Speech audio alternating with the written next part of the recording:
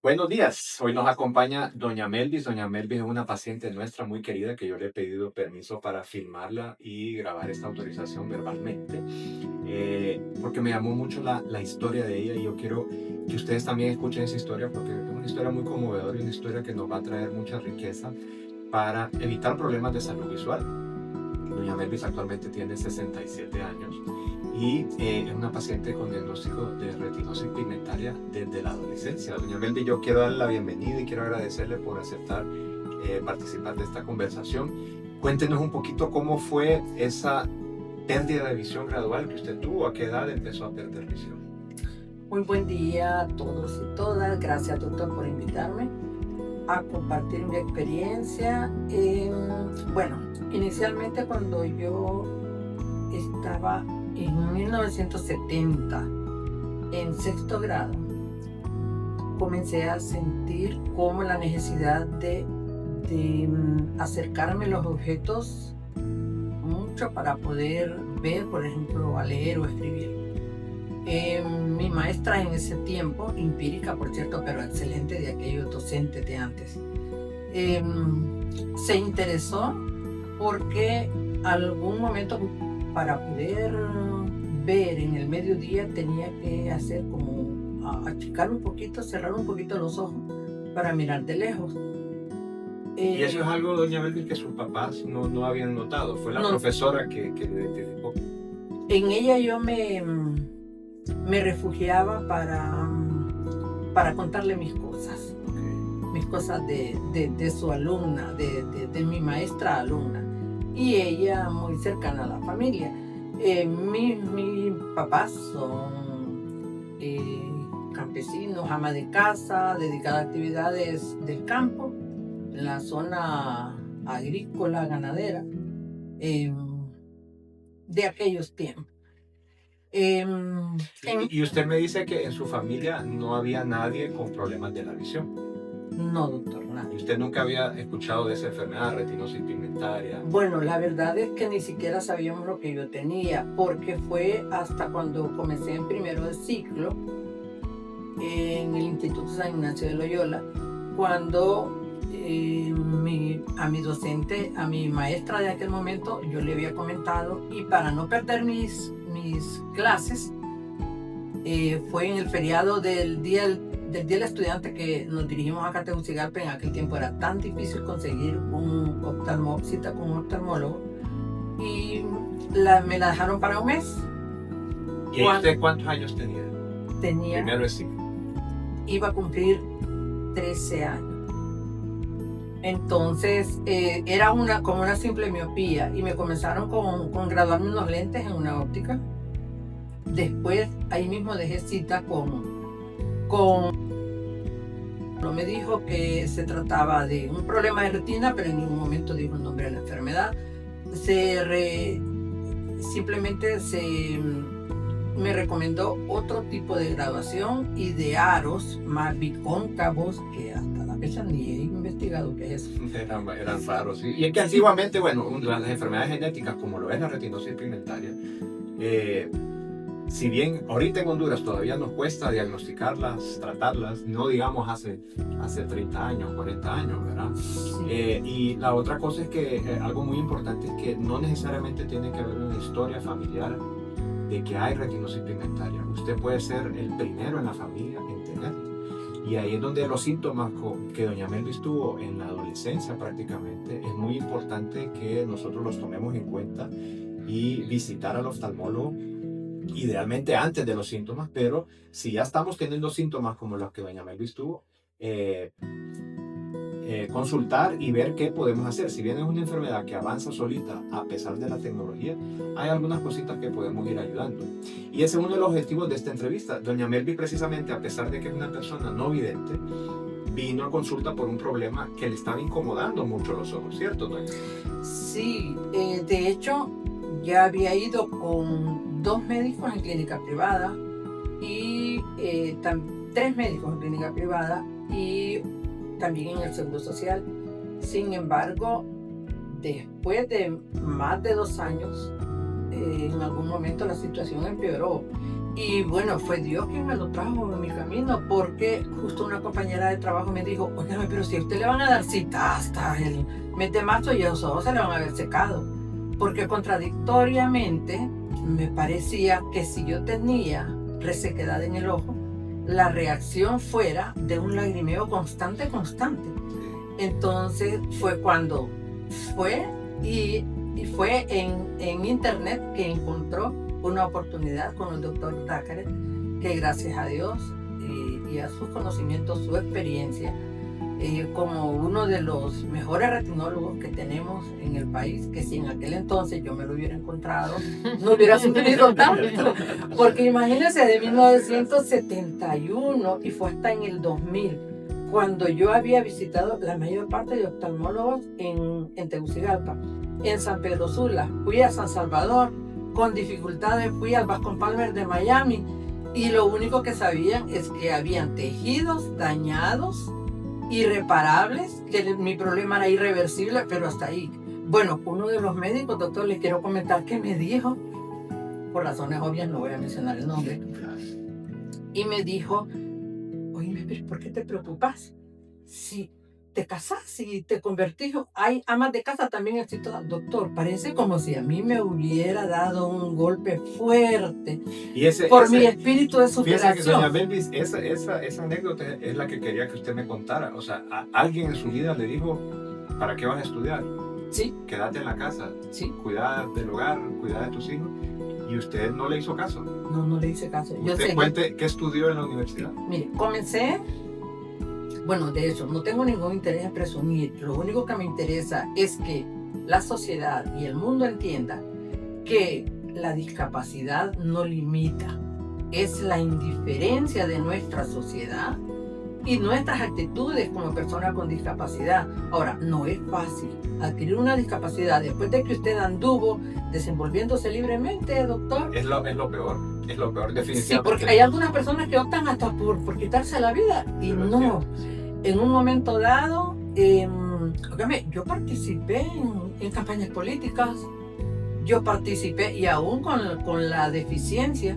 Cuando yo estaba en el Central, bueno, desde que estaba en la escuela, siempre estuve en cuadros de honor. En aquel entonces que usted en sus tareas le escribieran un 4 y se lo encerraran en un círculo o un 5 de sobresaliente, eso era un gran logro, claro. Un gran... Sí, y antes no habían diplomas de participación, no se daban las notas. No, sí, en primaria con maestros empíricos fue mi educación primaria, pero maestros empíricos con mucho compromiso con la educación. De hecho, con esa formación llegué a ciclo común en el Instituto San Ignacio de Loyola y tengo diploma de honor, medalla de honor, banda de aprovechamiento de primero y segundo curso ahí en San Ignacio. Luego me vine al Instituto Central Vicente Cáceres, donde egresé de comercios como perito mercantil y contador público. Ahí yo ya en tercero de ciclo, doctor, qué difícil, porque yo me fui al examen del himno con lo que mi hermano menor me leía. Y ya miraba borroso, me salía de la línea. Y a pesar de haber visitado todos los médicos, ya sabiendo que ninguna graduación valía la pena, doctor. Claro. Porque ya solo se trataba de usar lentes oscuros. Y fíjese que es algo del ser humano que es bien difícil, doña Melvis, que a uno médico como le cuesta también decirle a un paciente ya no hay nada que hacer. Porque uno estudia años y años para tratar enfermedades, para curar pacientes, pero hay enfermedades que son incurables y hay algunos médicos que le cuesta transmitir esa información, decirle a una persona su vida va a cambiar por completo, ¿verdad? Y muchos médicos también, este mensaje va para los médicos, creen que quedar ciego o perder la visión, volverse un discapacitado visual ya es el fin de la vida, el fin de la carrera, el fin y yo también quiero transmitir ese mensaje con su ejemplo, doña Belvis, que definitivamente ser un discapacitado visual no es el fin de la jornada. Sí, doctor, algo importante que me parece es también el reto que se enfrenta cuando la deficiencia visual va aumentando es la falta de capacitación en los docentes, en los diferentes niveles educativos, en no saber identificar cuando un estudiante comienza a tener problemas para poder coordinar acciones con el centro de salud más cercano, para darle la referencia adecuada para que sea atendido. Si en el inicio se trata simplemente de unos lentes, pero yo, en mi opinión particular, yo a una persona que comienza a tener problemas de visión, mi consejo es vaya al oftalmólogo, porque una óptica, por su fin comercial, le va a indicar lentes. Claro. Mientras Aunque no mejore la visión. no los necesite. Sin embargo, el oftalmólogo va a descubrir mucho más allá el origen del problema que está manifestando el estudiante. Otra cosa es, en términos generales, es la falta de educación, porque desde que nosotros fuéramos con el propósito de embarazarnos y tener la orientación adecuada con el fin de traer al mundo un hijo con el mínimo riesgo de discapacidad visual, por ejemplo, Sí. Quizás pudiéramos, en el momento que suceda, Y estar preparados. Eso es, sí. Y es la prevención. Mire, qué buen tema y qué alegre estoy de estar platicando eso con usted. Lo vemos en pacientes, por ejemplo, que tuvieron retinoblastoma, un cáncer maligno del ojo, que es muy genético en algunos casos. Y a esos padres se les hace estudios genéticos, a los niños también, y se le dice, mire, el chance de que el próximo niño venga y nazca con un cáncer maligno, que no solo lo puede dejar con ceguera, sino que también le puede quitar la vida, es bastante alto. Entonces es importante que se tomen decisiones de si se va a tener otro hijo, de si se va a tener la responsabilidad de crear y crecer con otro hijo con discapacidad visual. Lo mismo son las enfermedades genéticas. Y ya tenemos disponibles en Honduras test genéticos, si bien no son baratos, pero de una manera podemos dar una consejería genética para que los padres tomen esa decisión de traer un hijo con discapacidad consciente, ¿verdad? Que no es que no lo pueden tener, pero tienen que estar seguros de que van a tener la capacidad o por lo menos el compromiso de ayudarle a ese hijo con discapacidad. Imagínese, doctor, por ejemplo, en mi caso, mis papás campesinos, mi mamá apenas un tercer grado, mi papá analfabeto completamente, dedicado únicamente a trabajar para darnos una vida, un futuro mejor a nosotros, pero sin la conciencia de lo que implica la salud y todas esas cosas. No digamos ahora que la tecnología, que hasta los lugares más recónditos están, ¿verdad? Para Sí. que podamos orientarnos, ilustrarnos, educarnos, y que en vez de estar viendo pornografía o programas que no van a contribuir en nada, la gente pudiera ir investigando sobre temas tan importantes. Así es. Por ejemplo, después de que yo salí del Instituto Central, fue tan terrible para mí, doctor, llegar a mi primera experiencia de un examen en la droguería y farmacia Torre Fía, yo recuerdo. Fuimos con mi mejor amiga. Fue tan frustrante para mí cuando intenté escribir en la máquina de aquellos tiempos, máquina de escribir. Correcto. Sí. Yo no sabía dónde estaba el Radex porque no la miraba.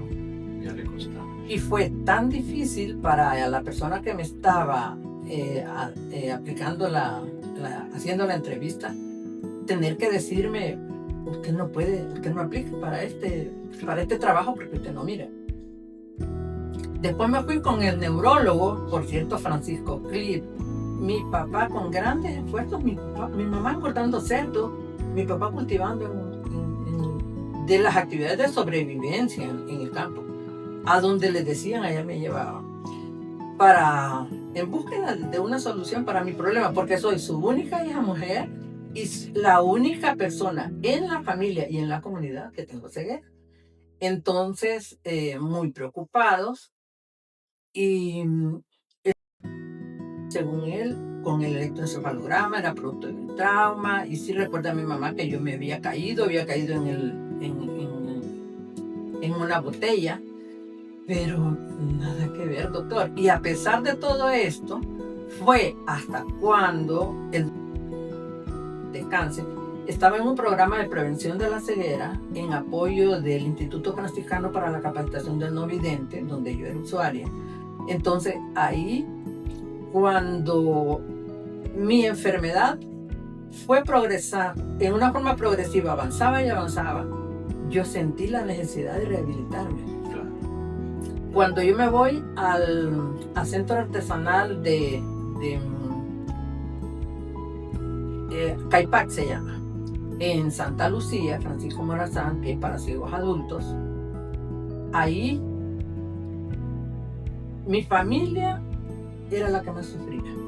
Mis hijos, es que no le había contado, soy una mujer casada, tengo 3 hijos, tengo 3 nietos, muy bendecida porque por ellos vivo, por ellos lucho.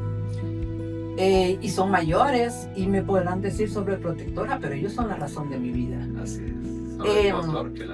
Ellos son los que me hacen levantarme con ánimo todos los días, y a pesar de que todos son mayores, porque la menor tiene 35 años y la mayor tiene 42. El varón tiene 38. Y imagínese entonces si usted en su adolescencia se hubiera encerrado en su cuarto y decir ya no hay por qué vivir, por qué estudiar. No tendría su familia, sus hijos, sus nietos, personas que son productivas. No me sintiera realizada ni personalmente, ni como mujer, ni como profesional, ni útil a mi sociedad, doctor. Mire, no hay cosa más triste que sentirse uno un parásito. Sí. O que una persona con discapacidad solo lástima puede inspirar. No.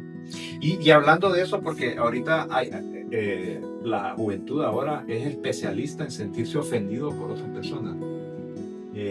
Como que abanderan las causas sociales a pesar de que ellos no están relacionados.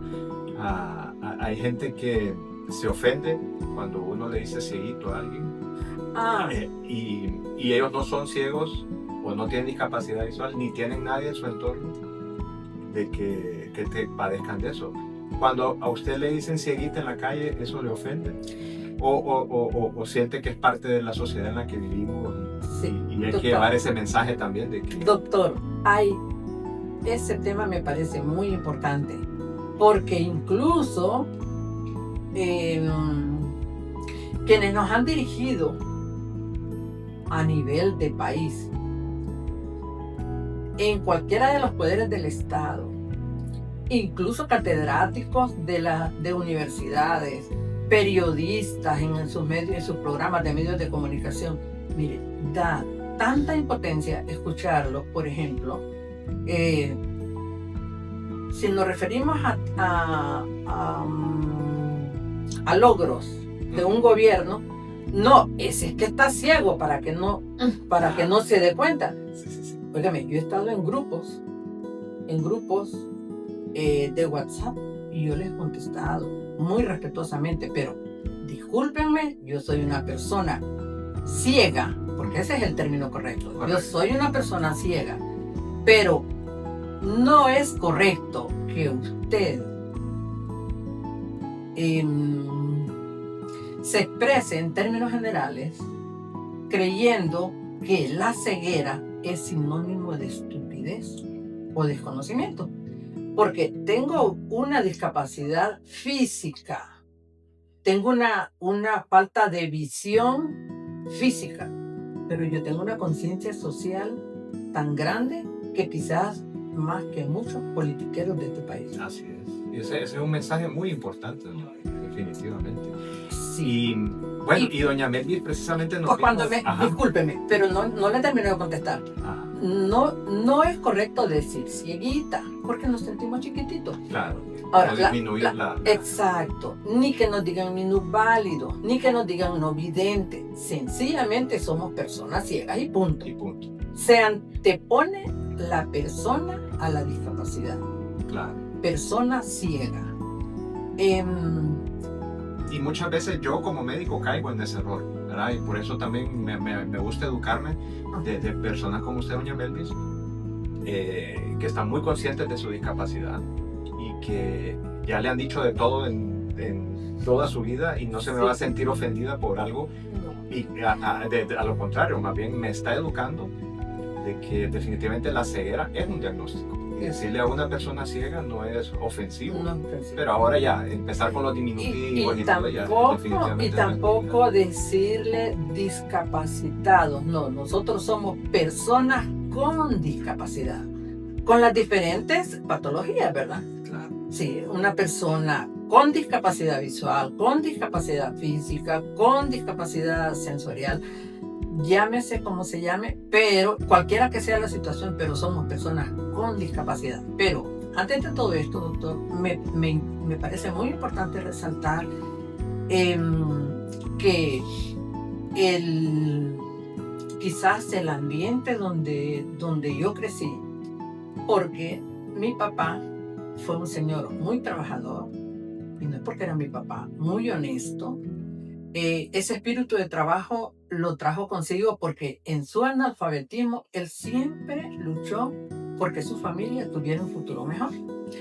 Porque él, pescando en una forma ilegal, indebida, con dinamita, candela dinamita, se le dañaron 3 deditos. En aquellos tiempos era tan difícil, las vías de comunicación, el estado de las carreteras, en hamaca lo trasladaron hasta donde pudo agarrar transporte terrestre, y cuando llegó al hospital San Felipe ya tenía gangrena y le amputaron su manito por acá. Antes de eso, cortando la madera para nuestra vivienda, que aún tenemos esa madera, le cuento, en nuestro techo, y estoy hablándole del 1952. A mi papá le cayó una rama en la cadera que se la fracturó. Entonces tenía esa discapacidad de la cadera, una pierna más grande que la otra, y le faltaba una mano. Y mi papá podía hacer todos los trabajos del campo. Entonces yo les digo, la vida me enseñó que no necesariamente yo tenía que ir a un centro de rehabilitación. La vida me permitió que fuera en casa, donde yo me fuera preparando para entender que la discapacidad de mi papá no lo limitó para... Imagínate que tuvo 3 camiones, él fletaba productos de químicas Dinans a Guatemala, a Nicaragua, y con un prontuario, y él sabía leer aquellos números y nunca fue a la escuela. O sea, nunca se dio por vencido. Nunca se dio por vencido. Y eso fue un ejemplo también para Ese fue un ejemplo para mí. Y lo que usted hace ahorita, ¿ha visto ese ejemplo en sus hijos, en sus nietos, de cómo llevar las adversidades Sí. a pesar de la discapacidad? ¿Ha visto Sí. eso reflejado en Sí. sus generaciones futuras? Sí, y mira cómo me gusta escuchar a mis hijos cuando me dicen, mamá, usted es mi ejemplo, usted es una guerrera. Sí, Claro. eso me llena De mucho porque orgullo. así es. E incluso en la universidad, porque no le he comentado, que cuando yo llegué al centro de rehabilitación, yo aún no había aceptado completamente mi discapacidad, pero el estar en contacto con personas en iguales o peores condiciones que yo, porque había muchas de ellas que tenían discapacidad múltiple. Por ejemplo, uno de ellos tenía una válvula acá por cisticercosis. Ajá, sí, Ajá. esa cosa. Eso, y convulsionaba. Tenía otro que tenía retardo mental, además de la ceguera. Tenía otro que además era sordo. Entonces, estar en medio de ellos, dije, bueno, mi problema es poco si yo me comparo con ellos. Sí. Y yo tengo que salir adelante. Yo ya tenía mis 3 hijos y la menor iba a cumplir 6 años. Y tuve que, gracias a Dios, el apoyo de mi familia, se quedaron con ellos. Estuve del 3 de marzo al 25 de octubre del 96 en Caipá. Y estando ahí, yo identifiqué la informática como una necesidad urgente en mi vida. Y comencé a vencer la barrera de cómo llegar a capacitarme en eso, porque la informática era el boom, pues. Claro. Y yo tenía que estar... Y hoy ayuda mucho a personas con Claro, discapacidad. claro que sí.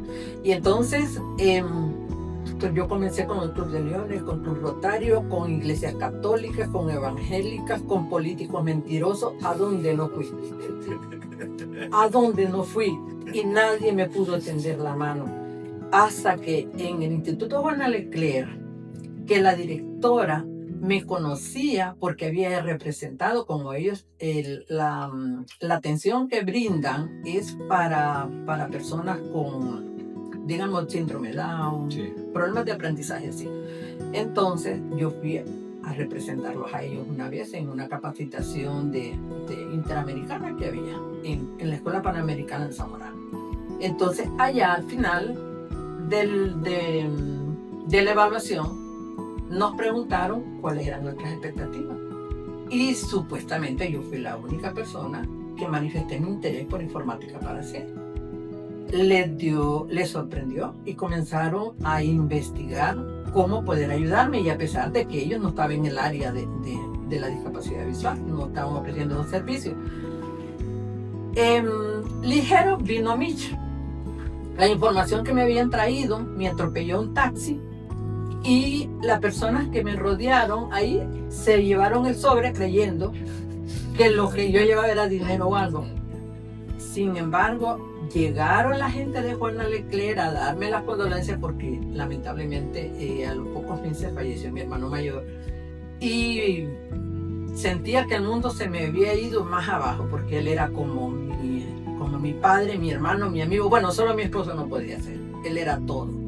Y cuando llegaron a darme las muestras de condolencia, me dijeron, bueno, pero qué raro que usted no ha dado respuesta a la información que le mandamos. Y ya les conté la historia. Entonces, reanudaron el caso. Ellos me apoyaron, no, y me fui. Doctor, me fui con el transporte de ida y regreso. Me fui a Panamá, por tierra, sola, con Dios que nunca me ha faltado. No me hizo falta apoyo durante el trayecto, en la bajada a las aduanas, a reportarme. Siempre hay alguien que ayuda. Siempre Dios me ha puesto ángeles. Mire, me estuve 2 meses en un curso intensivo. Le dejé, estuve en Panamá, en la fundación,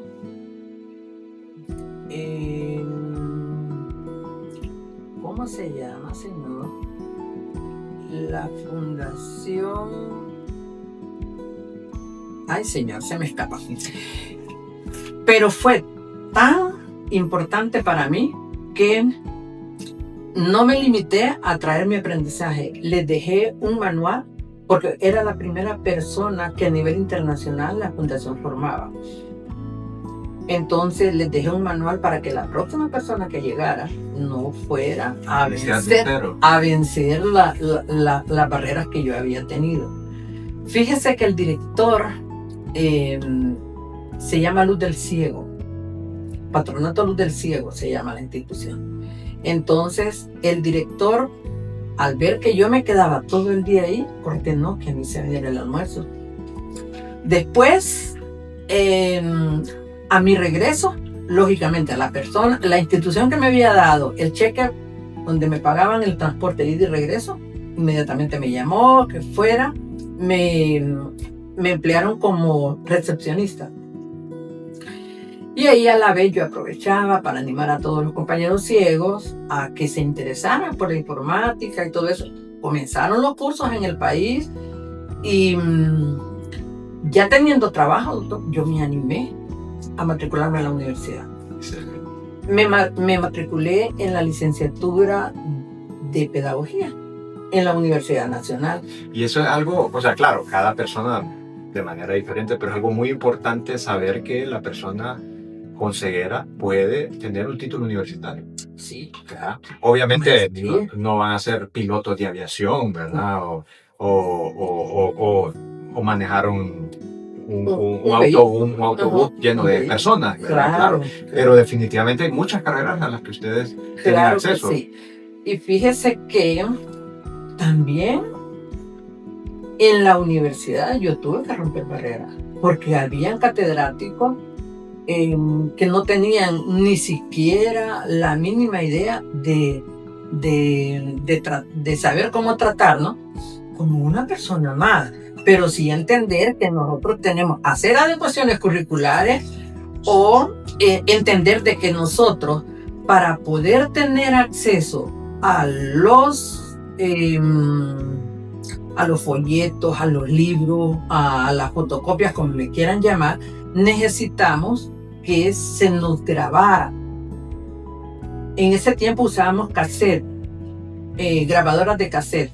Y en la Universidad Nacional funciona un programa que se llama Programa de Servicio a Estudiantes con Necesidades Especiales, pero CENE. Todavía creo que hay. Ahí está. La licenciada Flora Girón en ese tiempo la dirigía, espero que esté todavía, con su equipo.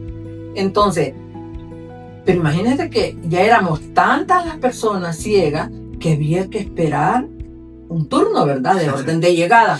Pero el catedrático quería que si a mí me dieron el formulario ayer a las 5 de la tarde, nos dijeron pasen por la fotocopiadora, que yo al siguiente día a las 5 de la tarde le participara. Y me golpeaba el pupitre y me decía, bueno, ¿y usted es que cree que por ser ciega te la vamos a andar chineada?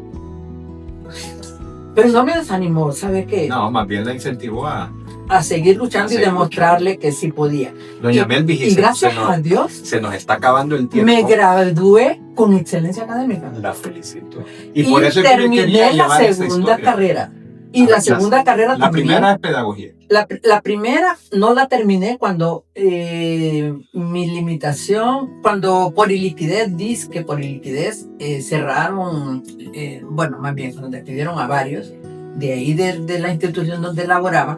Entonces me convencieron de trasladarme a una carrera corta. Me fui a un técnico universitario en desarrollo municipal. Que gracias a Dios, por esa carrera que terminé en el 2006, yo comencé mi trabajo. Cuando hice la práctica en una municipalidad, el alcalde, muy complacido del desempeño, vino, tenía su contacto en el gobierno y gracias a Dios me obtuve mi plaza. Desde el 2006 yo laboro en la Secretaría de Gobernación, Justicia y Descentralización, en la Dirección de Fortalecimiento Municipal, en el área, en la unidad de análisis y dictamen de documentos financieros municipales, a través de un programa para ciegos, donde toda la información digitalizada que las municipalidades del país envían para liquidar los fondos que reciben de transferencias del Estado, nosotros podemos hacerle las observaciones en prevención de reparos que puedan hacerle posteriormente el Tribunal Superior de Cuentas. Casi 20 años laborando, gracias a Dios, han pasado varios gobiernos y ahí me he mantenido porque es la voluntad de Dios. Qué bien. Y no solo la voluntad de Dios, sino también su esfuerzo, ¿verdad? Claro, Dios le dio la fuerza, pero Dios le da la fuerza a todo el mundo. Uno escoge cómo utilizarlo, ¿verdad? Y usted escogió utilizarlo de la mejor manera posible. Y doña Melvis nos vino a visitar precisamente porque a pesar de su ceguera, empezó con unos síntomas de una resequedad bien intensa, que no podía ni siquiera mantener el ojo abierto. Doña Melvis me llegó con el ojo cerradito. Y a pesar de no ver, el ojo le estaba incomodando. Y ahí es donde yo les digo a ustedes, mis pacientes, a pesar de ser ciegos, existen algunas enfermedades que pueden afectar el ojo. Entonces ya tenía un ojo seco bastante severo. Le dimos tratamiento no solo con gotas, sino con la terapia de luz pulsada, el IPL, que acabamos de terminar la última sesión, ¿verdad? Sí. Y ya ven a Melvis ahorita con sus ojitos abiertos, ya sin molestias. Y eso es lo que le quería transmitir también en este mensaje. No porque ya no vemos, que no es necesario visitar al oftalmólogo para evitar esos problemitas. Claro. ¿Algunas palabras finales, doña Melvis? Agradecerle a ustedes, doctor, agradecerle a Dios en primer lugar, a usted que el Creador me lo puso en mi camino para resolver mi situación, para saber de que ya no tengo que andar del timbo al tambo buscando más médicos, me quedo con Dakar. Gracias. Y a todos mis compañeros y compañeras con discapacidad, por favor, es un chequeo por lo menos una vez al año. No importa los esfuerzos que tengamos que hacer, también aquí en Santa Lucía tengo información que existe la fundación para que ustedes puedan recurrir y orientado a que sus problemas de discapacidad no tengan que estar sufriendo con dolores. sino que sean aliviados con el tratamiento y el servicio de los médicos con sensibilidad humana y con vocación de servicio, pero también con ese cumplimiento a ese juramento hipocrático, ¿verdad, Sí, doctor? así De es. servir a la humanidad. Así es. Muchas Muchas gracias. gracias. Muchas gracias, doctor. Gracias por la Gracias, doña invitación. Melis. Gracias. Bueno.